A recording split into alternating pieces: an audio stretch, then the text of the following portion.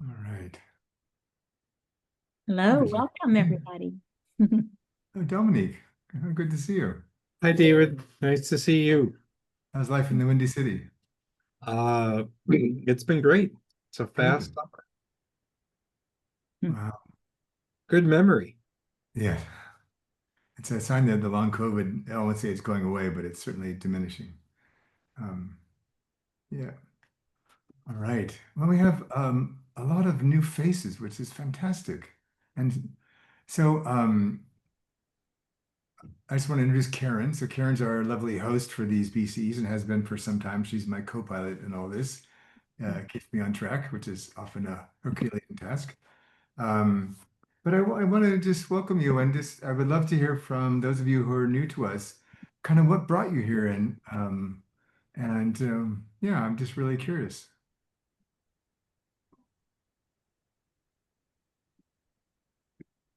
This is the part where you all jump in and can't wait to start talking. That's the tricky part when you're the new one, right? Do I really go? Yeah. I'll jump in as a newbie. Yeah, Richard, thank you very much. Hi. So after a kind of a fun and varied career, the last couple of years I have been hung out my own shingle as an executive coach. Um, so learning a lot. I had a chance, David, to be in one of your workshops at the IOC conference last year. Okay. I was really kind of taken with that. And as somebody who is is new to the world of being a formal executive coach, um, very much still swimming in the sea of competencies, and hearing you talk about beyond competencies, set up this kind of aspirational space for me, um, which I think about, yeah, kind of regularly. Um, and so I either through one of your emails or through something from IOC, I can't remember, I kind of saw this and was particularly taken by the kind of the topic today, and thought it would be a Yeah. good opportunity. So that's why I'm here. Okay. Uh, Great. Thank you. I'll jump in. I have to find you now. Is it Chino or It's Chino? Sino. It's short for Cynthia, and this is one of my cats. Okay. Likes to join And Zoom you meetings. enjoy books. Um, I actually wasn't sure what I was signing up for, and Okay. when you said, "Gee, the new people here," I thought, "Oh no, where am I?" Well, I am new, but I don't know what I'm new to. So, Okay. David Drake, I saw you a long time ago at the University of St. Thomas, a coaching conference. Wow. And was impressed way back then by you, and I watched you and other things. And I get a lot of emails from the Moment Institute as well as other places. So I didn't like put the two together on this is really honest, Ah, you guys.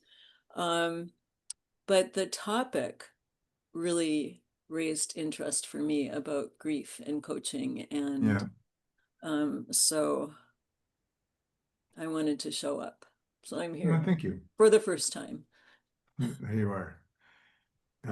Yeah, and these we've been doing these for 5 years now, and they're just an opportunity to kind of gather. Sometimes we have things that I share, and sometimes the group shares, and it's just kind of an open space. And I've the latest body of work I've created is called the Five Maturities, and that's what was being referred to earlier about moving beyond competency models. And yeah, as part of that, we run a retreat online that we just started again, where we bring the five maturities and the five gates, which are grief, attachment, trauma, embodiment, and shadow, together into one retreat. And so for me, the Beyond Coaching experience will actually literally be Beyond Coaching next year when we launch this in that same space as the retreat. So, yeah. So, Ellen, welcome. I haven't seen you since yesterday. I'm just wanting to check in about this. Oh, did it just disappear? There was this AI note taker taking notes, and I No, didn't. so I didn't allow any of those in, so it's the marker still shows up, but it's not doing anything. Okay, I thank. didn't accept it. Wendy. Hi. Um, so I was interested in today's topic, but how I found out about you, I guess, is kind of strange. I've never attended anything, and I had actually never seen you on YouTube.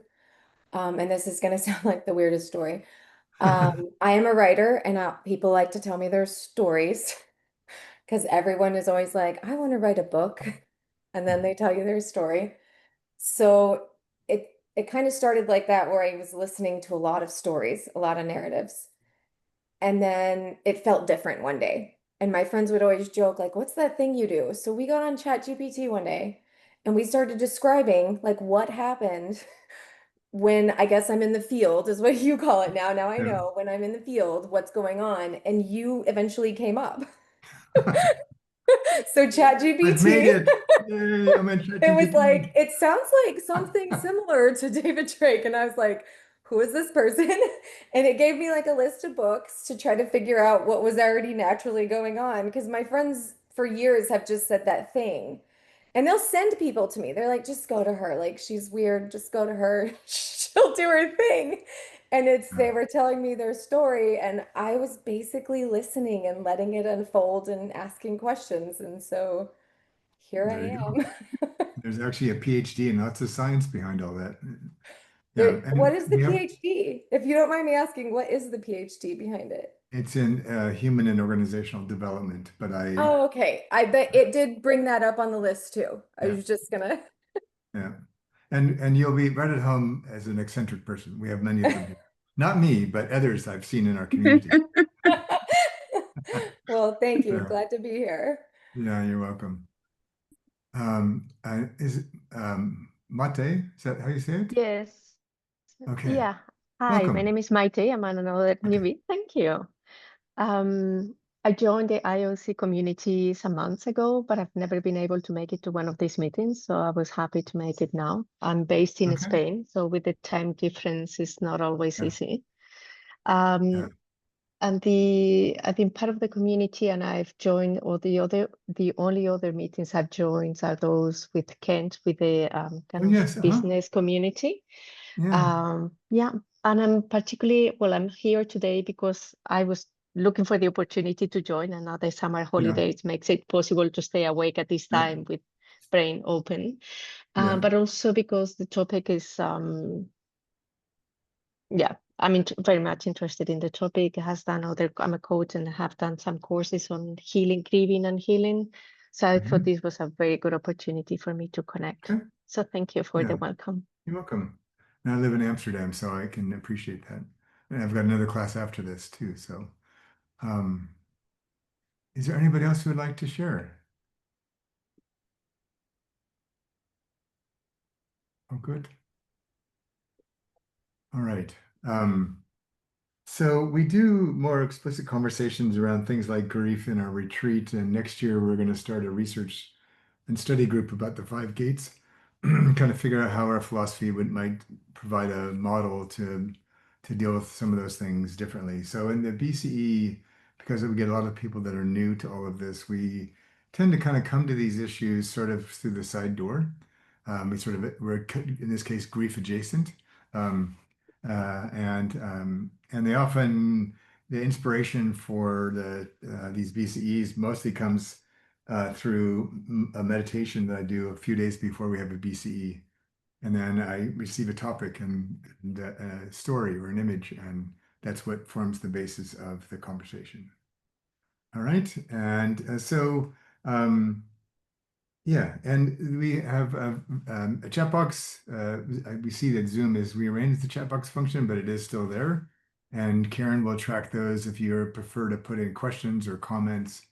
Um, uh, Please do if you like to, where we can see all of you. I can see all of you. So if you have something you want to share, you can just raise your literal or figurative hand, and we'd be happy to engage you. Okay? All good?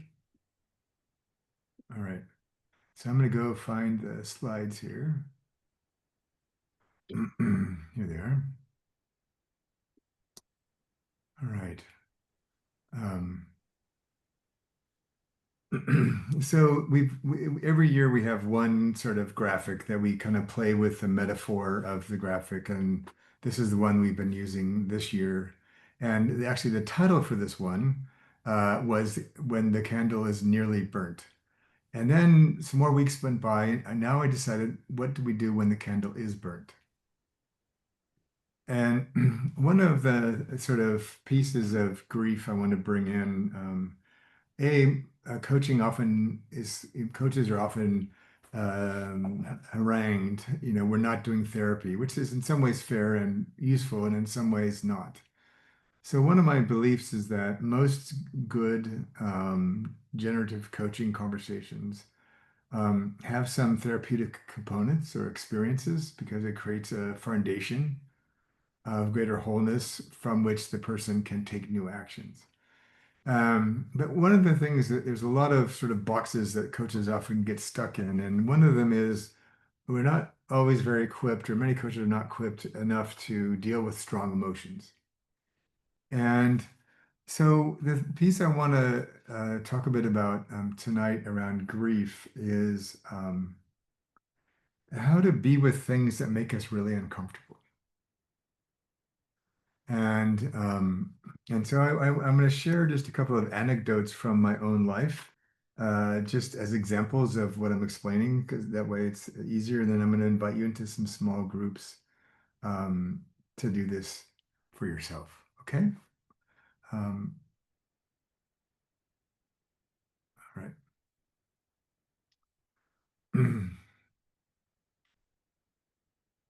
So for those of you who are new, I do a lot of photography. Actually, in our retreat this year, almost all the photographs are mine, which I'm really loving, and I'm having lots of fun with that. But I am a big fan of the visual, and this picture just really struck me. And one of the tensions we often feel when we have clients who are struggling is there's part of us that cares for them, has compassion for them, wants to be helpful to them. And part of that journey for people often is, can we just be with them while they're sitting in the dried out land? Even though it would be tempting. There's water over there. There's water over there. Let's go there. But often not. And I was a grief counselor and a hospital chaplain for a while when I was in my early career. And one of the things I learned was that grief doesn't go in order, it doesn't go in stages, isn't very convenient, but there are existential moments in grieving where clarity comes. And if we rob people of that by trying to make them feel better, they're going to lose out on their experience. And so a lot of the biggest things that happen in coaching occur when um, somebody ventures into the unknown.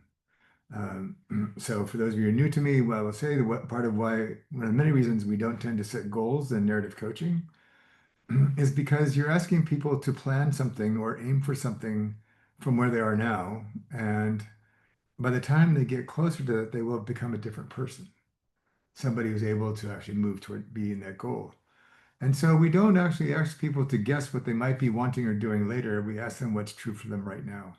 And around grief, because in most of the Western cultures, we don't feel very comfortable talking about grief at all.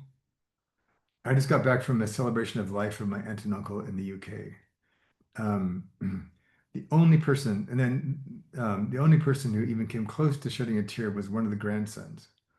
And I just thought, wow, they're not even allowing themselves in this moment that's built specifically for this. They outsourced almost all this speaking to a celebrant to avoid having to speak themselves. And that's fine. That's the journey they're on. But for me, why I want to just talk about this topic tonight is to just gauge uh, how are we when we either are uncomfortable ourselves with a client, or we're with a client or somebody in our life who's in an uncomfortable place. Can we allow them to be in that long enough to do the work that is only found there. Um, I couldn't find the actual photo that I took because actually I was by myself, so I couldn't take the one I really wanted. So I'm borrowing this photo. This is Half Dome in Yosemite. But I want to tell you a story when I was in my 20s. In my 20s, as one is wont to do, you get quite philosophical about things. So I was traveling in the wilderness a lot and reading all kinds of books on existentialism and asking all these big questions. And I just finished college. I thought I knew everything because I was a college graduate, and in reality, I knew nothing. But and I'd done spent a lot of time in the wilderness, hiking and backpacking. And I was on this hike, and I came over kind of a little ridge, and kind of came to a plateau that's kind of like this. It wasn't as steep as this, but um, and I had this weird inclination, so I leaned over the edge. And I didn't have any suicidal thoughts. It wasn't like I was fine, but it was like for some reason I was just curious, like what does it feel to be in the grip of Thanos? What is that death? I mean, sort of go back to Freud's, love and death as our two strongest urges, right? And I thought, what does that feel like to be in that space where if I leaned over 10 more degrees, I would have fallen into the abyss.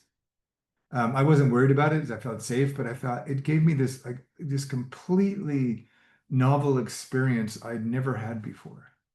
And I thought, oh, the people that I now understand people that seek thrills, or people that want to try to end their life, or people that are profoundly sad or grieving. And so it allowed me to lean into an energy that we're often told to avoid in our culture.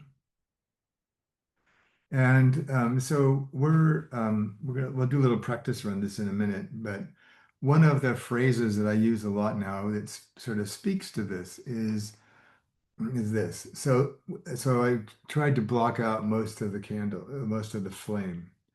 And again, when we're talking about difficult things, it's always how we can get better, how we can cope, how we can be resilient, how we can do all these things that exhaust me just reading about them. And I thought, but what if we actually sat with them so we could actually learn from them as opposed to trying to medicate them or avoid them or wish they would go away? Um, and so I started to realize that there's just a lot of emotions which are not easily allowed or seen as part of coaching, but are genuine human experiences which actually um, are actually quite important to our growth. So the piece I want to talk a bit about grief is our willingness to be in the spaces that have no words, have no remedies, have no answers, um, which for me are, in my experience, both grieving myself, like when my father died, and or working with hundreds of people who experienced death in their life. That's the one thing that many of them appreciated the most when we did interviews with them after their time with us was they appreciated there was no question or thought or emotion that was off limit. They needed to hear themselves say things, feel things, do things that would allow them to go to the edges of kind of what they needed to do for themselves to find an avenue towards healing for themselves. Um, so I'm going to stop there because we're going to do a little guided meditation in a minute and then turn you connect you into some small groups to talk further. But I just want to see, I'll take this down for a minute because you can hold this image in your mind and just see if anything is coming up for you so far. Anything you'd like to share or ask or.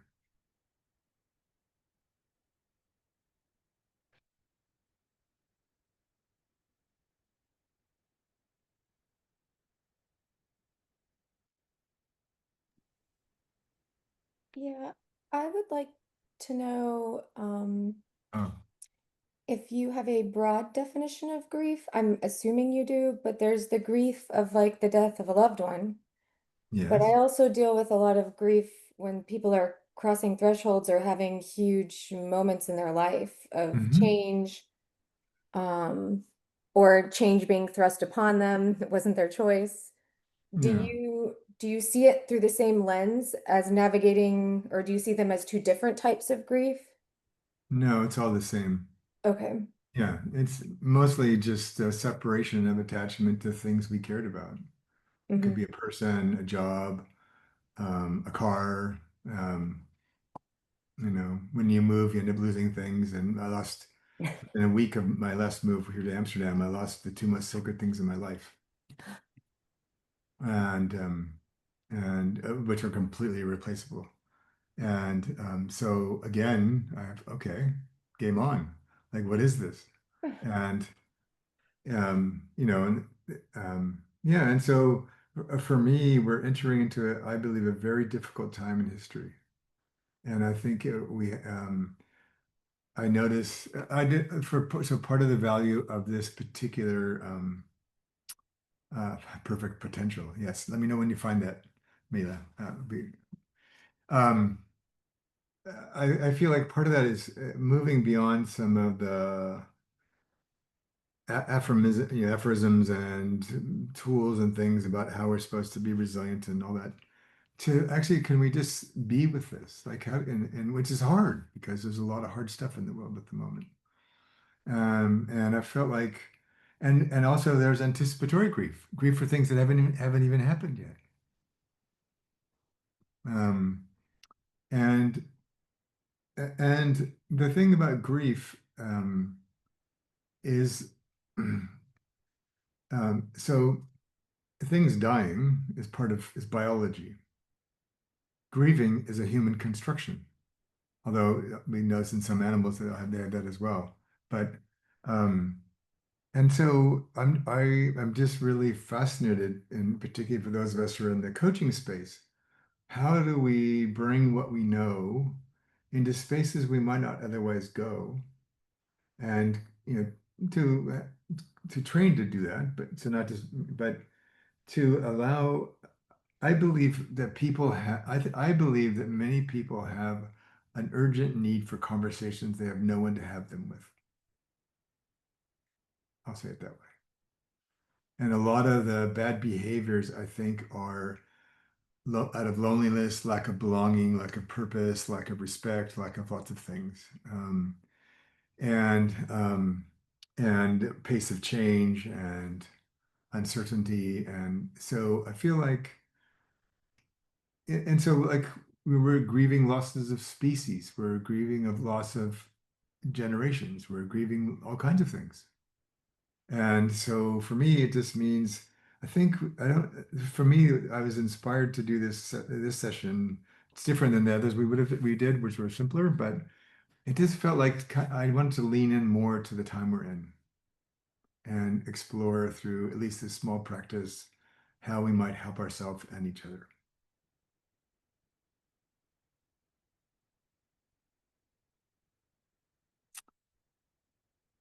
Anybody else for now want to share? Yes. Um, to me, it seems like there's many kinds of grief. It's not just one Mhm. big bucket. There's Yes. sort of a capital G grief, and then there's a small g grief. Um, and different things hit us in different ways, and some kinds of grief can last a moment, and Yeah. other kinds of deeper grief can last a long, many, many years. Yeah. And so it doesn't feel like, to me anyway, having experienced much of that, it doesn't feel like the same, and it doesn't feel like at least I need the same, depending upon what where it falls or how big it Yeah. is. And my experience is kind of as what you've said, many people don't know how to respond when someone is Yeah. in deep grief. Yeah. They say really stupid things. Yes, they do. And the same ones over and over again. They You know, didn't it's the just first time, but they crazy. keep repeating them. Yeah. Yeah. But it's hard. I mean, I remember in my first career, I was working a lot with families, and there was a family, and the mother and the daughter. The daughter was, man, she was hell on wheels. A great kid, but just one of those kids that really didn't belong in a school. She couldn't sit still to save her life. Um, And he was into drinking early and just doing all kinds of things, but basically a good human being, just completely tossed around.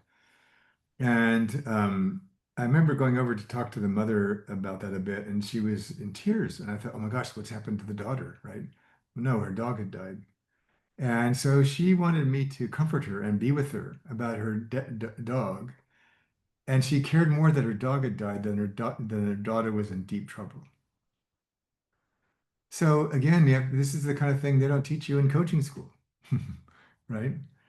And so fortunately, I did all this other training in grief work, but so part of me went to immediate judgment, like, what are you thinking? It's a dog, right?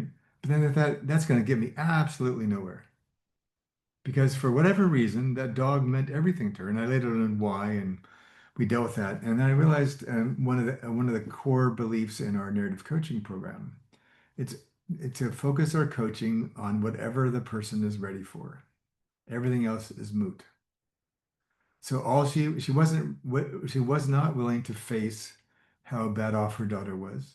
She wasn't willing to face her own complicity in why her daughter was this way in the first place, because that would be too shocking to her. And she had high social standing in our community, and that just it wasn't she wasn't ready to do that work. So the work started with the dog. So I met her at the dog. And so we spent weeks helping her through the grief of the dog. And then at the very end, she said, and I said, "Is there anything else that you're grieving as well?" And then here comes the daughter into the conversation. But last thing I'll say, and then I'd like to hear if there's anything from you before we do our practice. In addition to the fact that most people don't know what to say around somebody who's grieving, most people don't even know how to grieve. Because again, because nobody ever talked about it. So we never learned, right? And so people often get lost in it themselves, and there are things we can do to help ourselves with grief. So,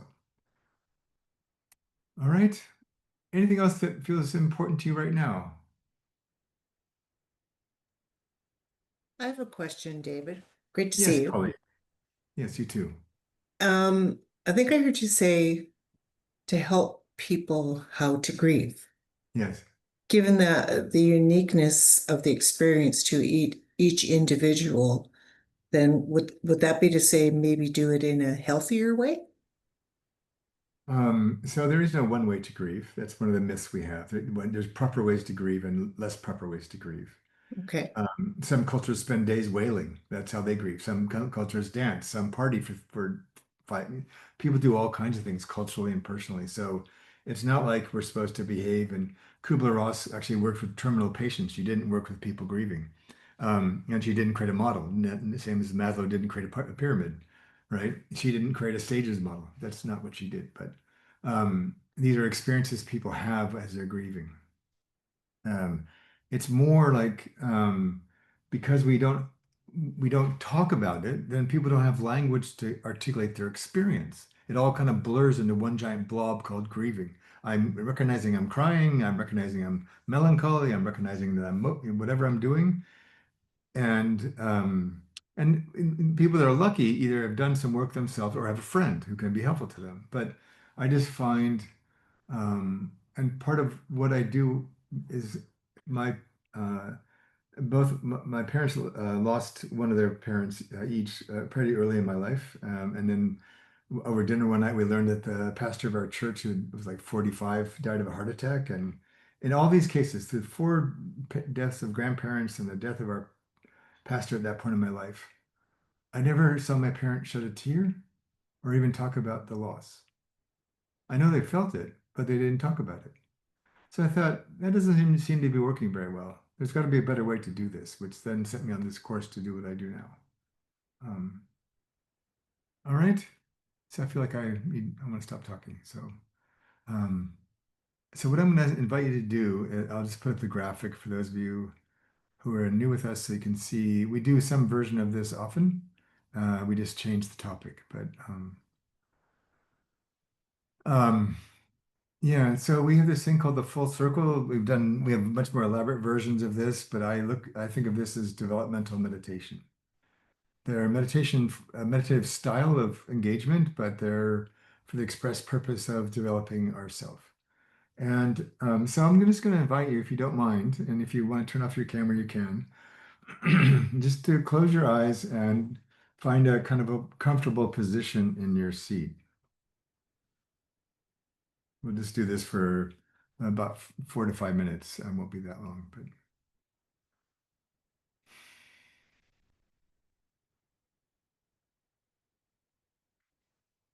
I'm just going to invite you just to relax your shoulders, and if you've got a back on your chair, maybe sort of settle into that and feel where your back contacts the chair.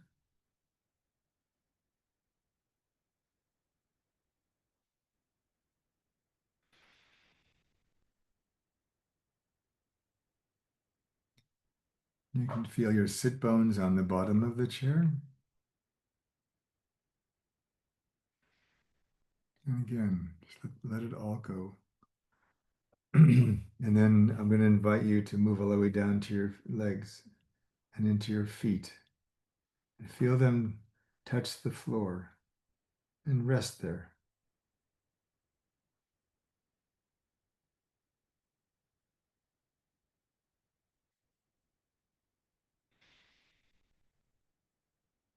You might notice your breath slowing down a bit and relaxing.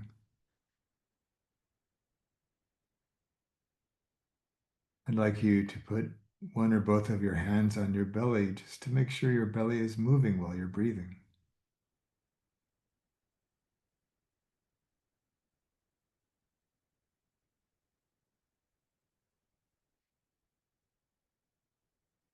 One of the casualties of a culture that doesn't grieve well is we don't know, we often forget how to breathe, and we breathe high up in our chest. When we have soft belly, we actually are more present to ourselves, more able to feel, and we have a lot more available to do most anything.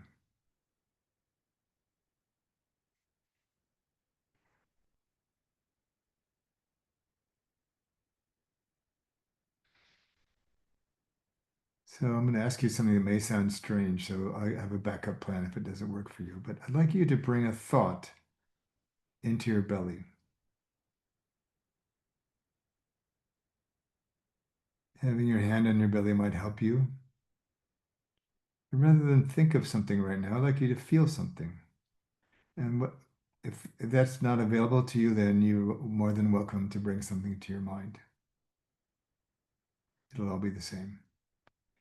What I'd like you to bring into your mind is the last time you felt uncomfortable.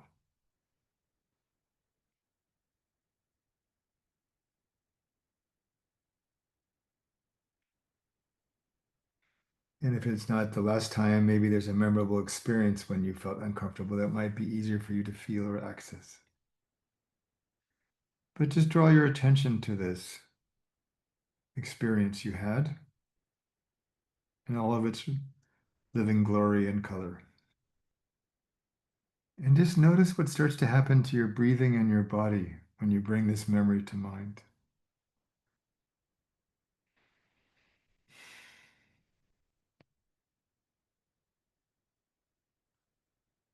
If at any point any of this becomes too much, just open your eyes and come back to the room. That's fine too.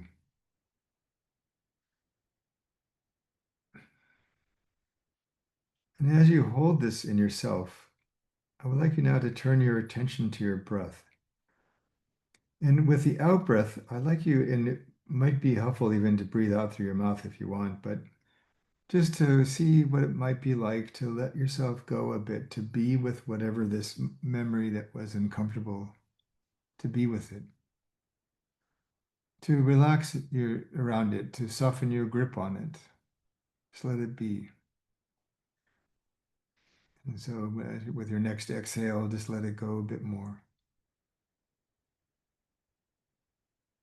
And as you begin to relax around this and imagine the possibility of sitting more comfortably with discomfort, notice your inhale. What becomes possible now if we allow ourselves to be with the uncomfortable?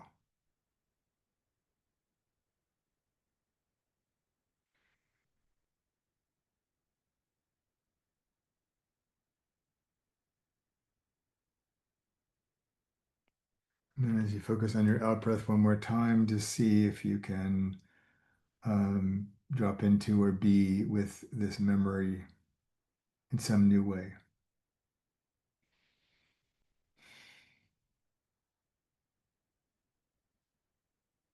And with our next in-breath, to see what might feel possible or what has changed for you.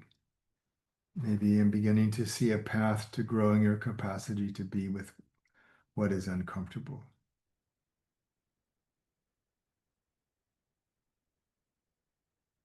And in moving through this process, you're actually replicating what you did as an infant.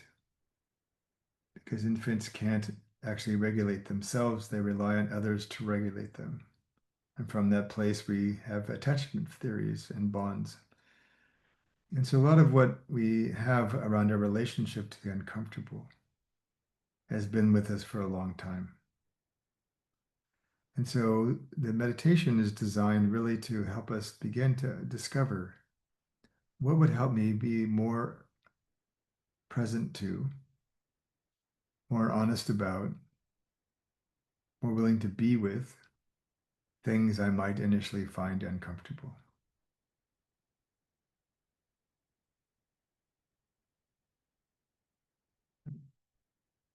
So I'm going to just allow you to have another final minute to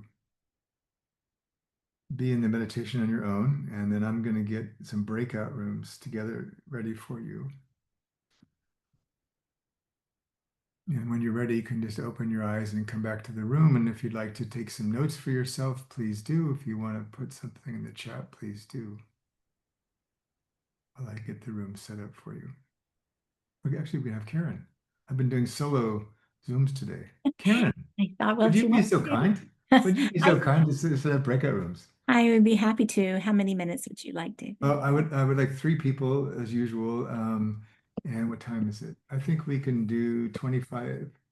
We'll do 30 minutes. The people have plenty of time. Yeah. 30 minutes, wonderful. And so what I'd like you to do is, what did you notice? And did any new insights come to you that would enable you to perhaps begin to explore how you might allow yourself to be around the uncomfortable? Okay. All right. Are we good to go, Karen? We are good to go. We do have one room of 2. Okay. Lucky and them. So yeah, room 7, if you find yourself, don't be surprised. You don't need to wait. We'll see you soon. Okay. 30 minutes. All right. Enjoy.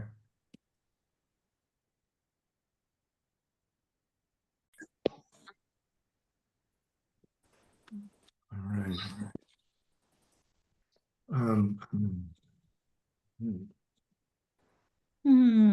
Everybody's Yeah. back. All your faces. Colleen, I like your hat, although we're not live, but yeah. Yeah. Right. So I'm just really curious. How are you now?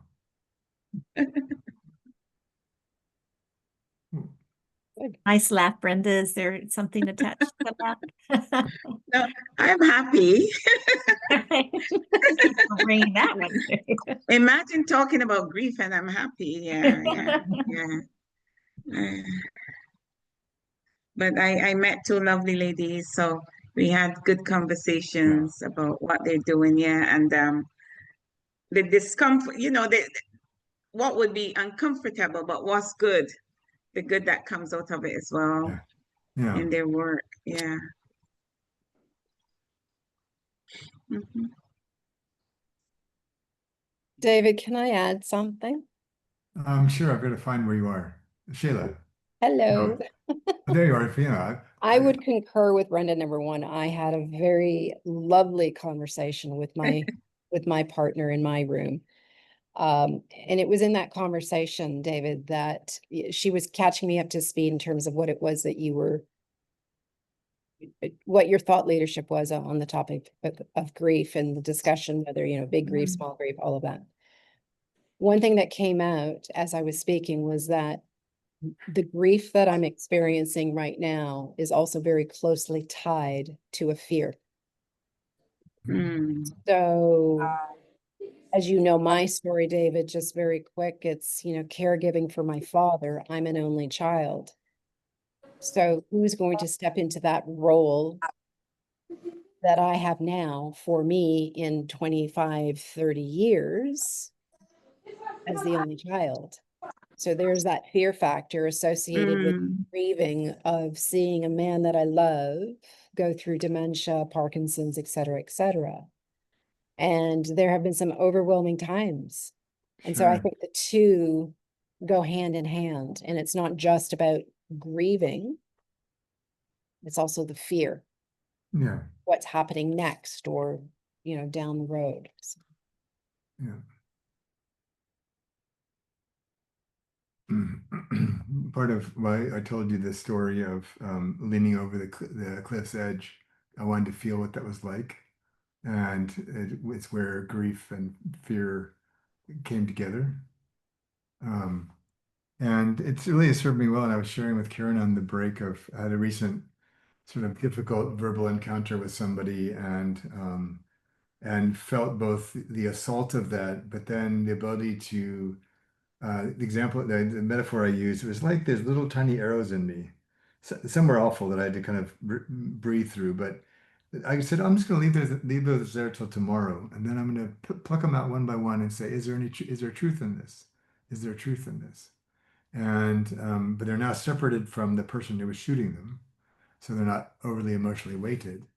And I can say, yeah, there is some invitations there. I could see that. And but the ability, and so we were talking while you guys were in your rooms about, I consider myself an extraordinarily resilient person, and I'm not sure that's always a good thing. Because people that are really good at resilience have often had lots of practice. And so, what would you? I said, wow, could you have a life where you didn't have to be resilient for a while? I thought, what a concept. And yeah, so for me, it's the bittersweet part of grief is so often done well, done fully, it actually allows you to embrace life in a way you could not before. Yeah. So I digress. More thoughts from you? Anything that you'd like to, oh, Wendy, I'm sorry. No, that's okay. Yeah, in our session, just to add on to what Fiona said, we talked about the connection between grief and fear and shame. That when you're not necessarily the loss of a loved one, but when you're stepping outside the box in those moments of discomfort, especially when it comes to healing a part of yourself or trauma, or stepping into some of those invitations that the people around you might not appreciate you digging into, or that's the nicest way I can put it, because you're letting maybe the family or the group's secrets come out.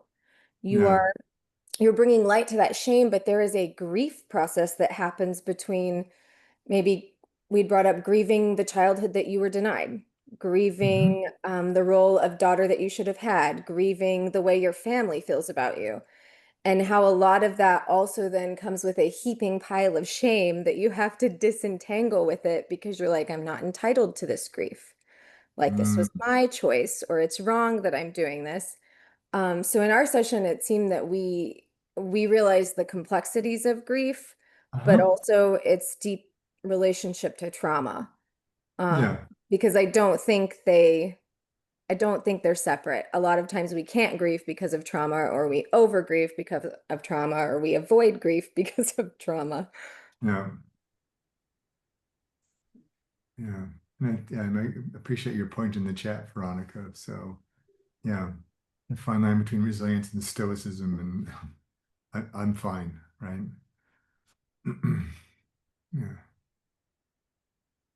Yeah. Gino.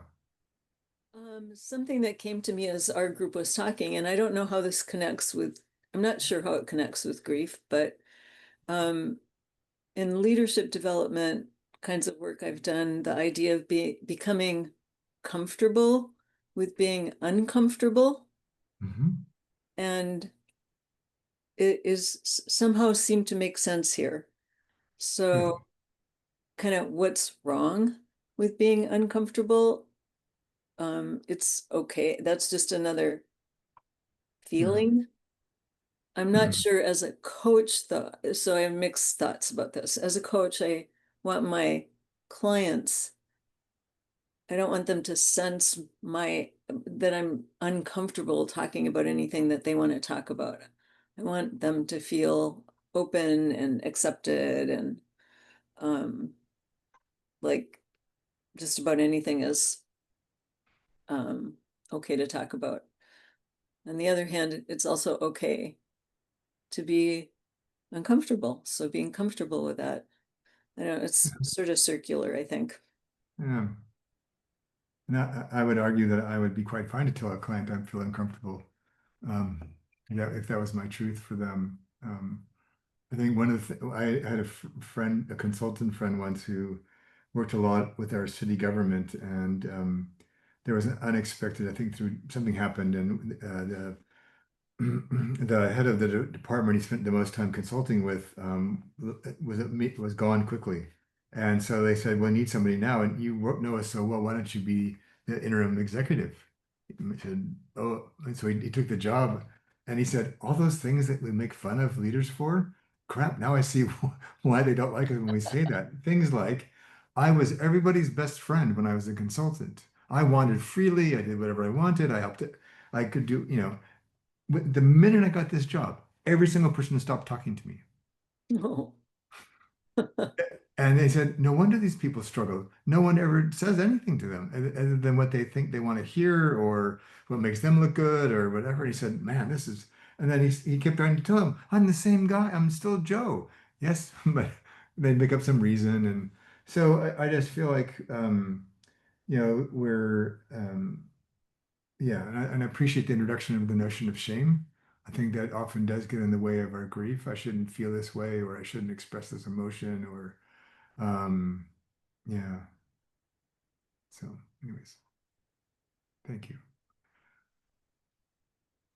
Fiona. Thank you. Something Wendy said, thank you, Wendy, for sharing your perspective as well as Sino. The, something that just came up as I was listening to both of these ladies, and then of course confirmed by yourself, David, is that coaches are human too. Mhm. And I think the grieving that I'm going through, whatever stage of grief I'm at, on any particular day, there is a sense of shame because Mm, I'm a coach. I know how to work myself through this. I know the tools. I have all of that which then somewhat prevents me from feeling the full level of grief. yeah. And at the end of the day, just like you said, hey, I'm human too. I have life experiences. Yes, I have the tools, but if I'm bottling it up, if I'm bottling up the grief and I'm bottling up the shame and I'm bottling up the Yeah. fear, well, we all know scientifically that manifests itself physically in various levels of diseases or ailments, I'll say, right? So this is a powerful conversation, David, and I just want to thank you for Mm, bringing it to light because thank you. it speaks to my heart. Yeah. Well, but I also think at one level these conversations are difficult, but they're actually quite simple. Yeah. And those of you who were in my narrative coaching program would recognize this story. But when I did a lot of work with one of the big four firms in Australia, one of the more switched on partners called me one day and said, "I need to talk to you." And so I said, "Sure." I always wanted to give him time because I liked talking to him. And they had this special little team that had been formed of kind of recent graduates. So these were all young accountants and whatnot. They're in their mid-20s, and they're working on a special project that was very age appropriate for them and quite exciting for the team. And he said, "I just got word that one of these five team members at the age of 24 was diagnosed with heart cancer, which I didn't even know was a thing." And I said, "What's his prognosis or how's this going?" And he said, "Well, they gave him 6 months to live at best." And then he said, "How do I tell his team that for many of them, this will be their first significant death?" Right. And I said, I looked at him and I knew him well enough I could get away with this. you make $2 million a year. Surely you can figure out how to have this conversation. He goes, I mean, and he burst out laughing. He said, no, I can't. And and when I said, so what do you, in your imagination, what makes this so difficult? Well, what if they ask me hard questions? They're going to ask you hard questions because they're going to be in shock. Well, what am I supposed to say? And so the point is, I'll stop it here, is we build up these things to be huge. Oh, I can't start because it's too uncomfortable. I said, just tell them that you're sorry and that you're here for them and you're happy to talk to them whenever they want. He said, but yeah, but what if they come and talk to me? Then listen to them. And I said, and these conversations will be harder for you than any seasoned executive you have to wrestle with for your work. And I said, you of all the partners I know are probably the most innately qualified to go do this. But in his mind, he said, but I'm not a therapist. I'm not, be a human being. To them, you're their dad, right? Imagine this was one of your sons. He had two sons. Came home from school and my best mate just got killed in a car accident. What would you say to your son? I'm not sure I know what to say there either. So what would you say if it was your friend? How would you?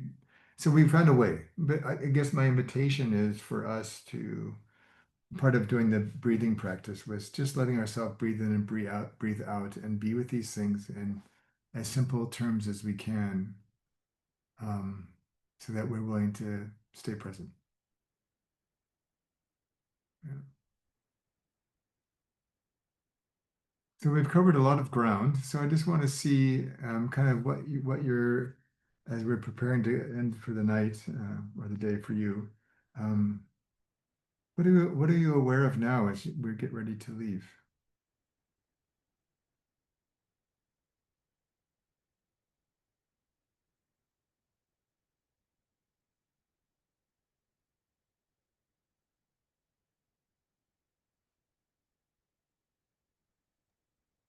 I was gonna try to type something in the chat, but I couldn't figure out how to verbalize it by typing. So I thought I would just Sure. mention that something that I've thought about in the past, but it's really come to light here is just the almost every situation in life, whether good or bad, could be a processing of grief. Mhm. And I think it's just coming more clear to me because I'm going through some really positive personal changes, but I'm grieving the old dysfunctional, like I lost that piece of me, kind of like you're talking, managers become Yeah. leaders and they lose being that. And then just, the grief of a loved one, the grief of a sick one, just all of just being with an environment of, I don't constant grief or constant processing, I guess. I don't know. Yeah. So, yeah. Yeah. Now I couldn't type it. It's all fine. Thanks, Veronica. Yeah. Oh, Charlie Brown, my hero as a child. Yeah. Um, David, anybody I'm else? remembering a visual you had in one of the classes about grief. It was in narrative release. It was this bundle of almost like a hairball, but it had Uh-huh. lights, it was colors Mhm. and there were a few points, even just one outside of the hairball to begin to pull a thread out and connect it. And it was Yeah. very valuable to me because, as mentioned, grief is very complex. Mm. And sometimes dense. And also Yeah. we have these coping skills, but there's alternative ones too that can Yeah. just give light, connect those threads out just a little bit and begin to loosen it. Yeah. Yeah, and I saw something similar, these same thoughts in the chat box along these lines, Karen, of it's easy for grief to be a giant gray sort of blob, and just sort of seeing it, more of its nuances and layers and pieces. And like with the gentleman who was struggling to know what to say to these young people who lost their friend, building up to be this giant thing in his mind as opposed to just being simply human with them. And he said, but I don't have any other place in my workday where I get to do any of that. And what he discovered in the end was not that it was, because I knew him well, so I was surprised he had said this. What came out when I pushed on him a little bit was, I never get to talk like this at work. And the fact that I'm invited and asked and called to do this now makes me feel mortified. Like, what kind of culture are we creating here that people can't have those kind of conversations? And that was the part that bothered him more than his own fear of being vulnerable with his young team members. Mm. Was his sort of horror at what wasn't possible at work. Mhm. So, all right. Well, thank you, Karen, as always, for helping us hold space here, and thank you for coming. I'm hoping this has been good for you, and we'll see you. We do this every month, same bat time, same bat channel, and I hope you'll come join us again. Take care till next month. Thank you. Bye, everyone. Enjoy the rest of summer. Thank Thanks. you. Thank Bye. you. Thanks so Bye. much. Bye, thanks. And Thank you, Marion, Brenda, for your laughter. No, I'm sorry. Go ahead. Marion, I got your email. I'll answer it in the morning. Okay. Thank you. Bye. But Yes, thank go you. to sleep, go to sleep. Well, I've got one more class after this. Oh, I'm that's doing- right. After that. so- Yeah, so I'm not going to write you after that. I'm going to be going to No, go no, to no. sleep. Thank In you the so morning much. over my coffee. Then I'll like, Mary's, yeah. I'll Sounds write. lovely. All right. See y'all later. Bye, Abner. Bye. Thank you for coming.